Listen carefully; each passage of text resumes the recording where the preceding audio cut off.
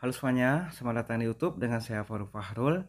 Cara merawat anggrek agar subur dan rajin berbunga ya, seperti yang teman-teman lihat dalam video ini.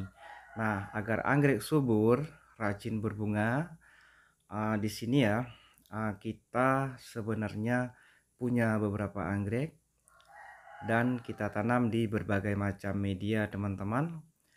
Ada yang di pohon, ada yang juga dalam pot seperti ini ya. Jadi buat teman-teman yang masih pemula, sebaiknya silahkan dilihat video ini sampai dengan selesai agar bermanfaat buat teman-teman. Nah, ini adalah salah satu anggrek dendrobium.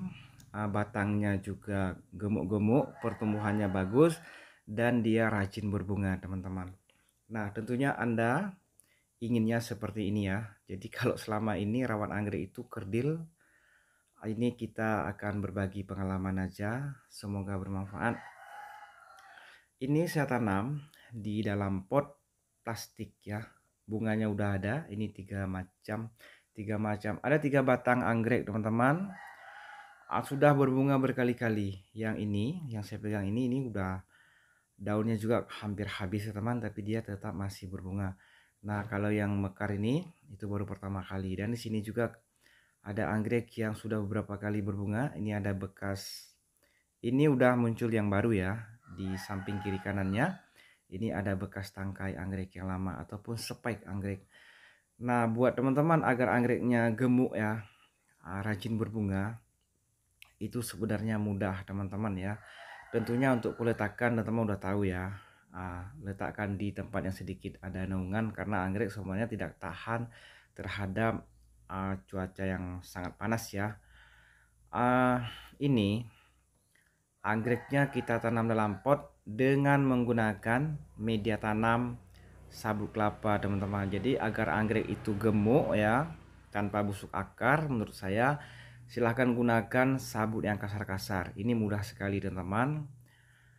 Kemudian untuk pupuk yang teman-teman lihat ini kita gunakan Dekastar.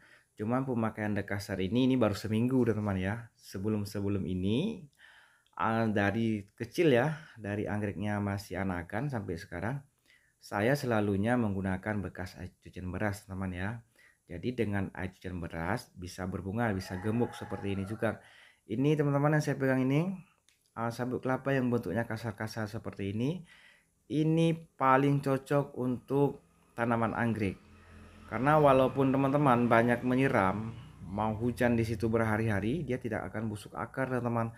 Karena sabut kelapa ini bentuknya kasar-kasar ya, seperti potongan tahu misalnya ya. Jadi masih cukup banyak celah ataupun rongga di antara satu sabut dengan sabut lainnya. Jadi udara masih bebas keluar masuk ke dalam pot ya, di perakaran anggrek. Jadi dia tidak akan membusuk teman-teman. Nah kemudian untuk insek ya ataupun fungi ini kalau kita semprotnya mungkin sampai sebulan sekali teman-teman, jarang-jarang. Nah jadi yang penting diingat adalah fungisida dan insektisida itu penting ya, tapi harus disemprot selalu ya, minimal sebulan sekali. Nah untuk pupuk yang bisa mengeluarkan bunga kalau menurut saya itu tidak ada teman-teman ya.